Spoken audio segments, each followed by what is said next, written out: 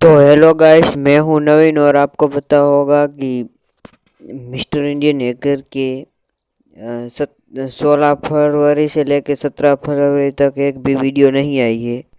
तो सब लोग कह रहे हैं कि वीडियो क्यों नहीं आ रहे। तो मैं गाइस आपको बता देता हूं वीडियो क्यों नहीं आ रही।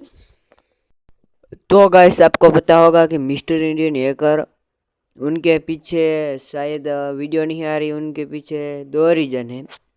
तो सबसे पहला रीज़न ये है कि mister Indian hacker daily video upload करते हैं, तो हो सकता है कि कोई वीडियो रिकॉर्ड किया ना हो, इसलिए वीडियो नहीं आ रही है। और दूसरा रीज़न ये है कि शायद वो कोई चैलेंज कर रहे हो तो भी वीडियो नहीं आ सकती।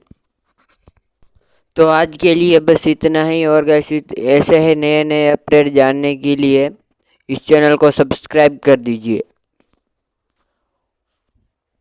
और लाइक और शेयर और कमेंट कर दीजिए।